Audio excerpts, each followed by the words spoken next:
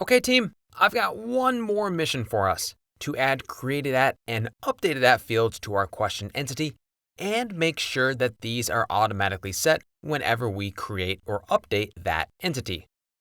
This functionality is called timestampable, and Doctrine Extensions totally has a feature for it. Start by activating it in the config file, stoff.doctrineextensions.yaml. Add timestampable true. Back at the browser, click into the Doctrine Extensions docs and find the timestampable page. Scroll down to the example. This works a lot like Sluggable. Add created at and updated at fields, then put an annotation above each to tell the library to set them automatically. Easy. But the library makes it even easier. It has a trait that holds the fields and annotations. Check it out. At the top of question, add use timestampable entity. That's it. Hold Command or Control and click to open that trait. How beautiful is this? It holds the two properties with the ORM annotations and the timestampable annotations. It even has getter and setter methods. It's everything we need. But since this does mean that we just added two new fields to our entity, we need a migration. At your terminal, run Symfony console make migration. Then go check it out to make sure it doesn't contain any surprises. Yep, it looks good. It adds the two columns. Back at the terminal, run it with Symfony console doctrine migrations migrate. And yikes! Invalid datetime format 0000 for column created at row 1. The problem is that our database already has rows in the question table. And so, when we add a new datetime field that does not allow null, MySQL kind of freaks out. How can we fix this? There are two options depending on your situation. First, if you have not deployed your app to production yet, then you can reset your local database and start over. Why? Because when you eventually deploy, you will not have any questions in the database yet, and so you will not have this error when the migration runs. I'll show you the commands to drop a database in a minute. But if you have already deployed to production and your production database does have questions in it, then when you deploy, this will be a problem. To fix it, we need to be smart. Let's see. What we need to do is first create the columns, but make them optional in the database. Then, with a second query, we can set the created at and updated at of all the existing records to right now. And finally, once that's done, we can execute another alter table query to make the two columns required. That will make this migration safe. Okay, let's get to work. Usually, we don't need to modify a migration by hand.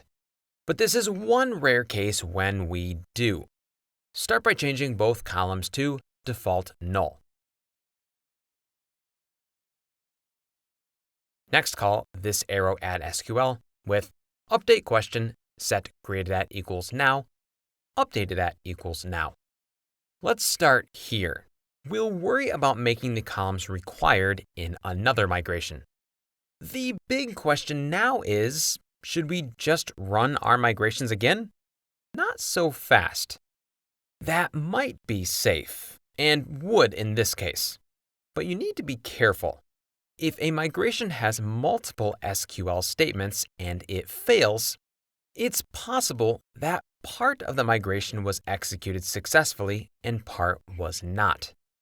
This can leave us in a sort of invalid migration state. It would look like a migration was not executed when, in fact, maybe half of it actually was. Oh, and by the way, if you use something like Postgres, which supports transactional DDL statements, then this is not a problem. In that case, if any part of the migration fails, all the changes are rolled back. Anyways, Let's play it extra safe by resetting our database back to its original state and then testing the new migration. Start by dropping the database completely by running symphony console doctrine:/database:/drop -- force. Then doctrine database create to recreate it. Next, I'll temporarily comment out the new trait in question. That will allow us to reload the fixtures using the old database structure, the one before the migration. I also need to do a little hack and take the .php off of the new migration file so that Doctrine won't see it. I'm doing this so that I can easily run all the migrations except for this one. Let's do it. Symphony console doctrine migrations migrate. Excellent. We're back to the database structure before the new columns. Now load some data. Symphony console doctrine fixtures load. Beautiful. Back in our editor, undo those changes.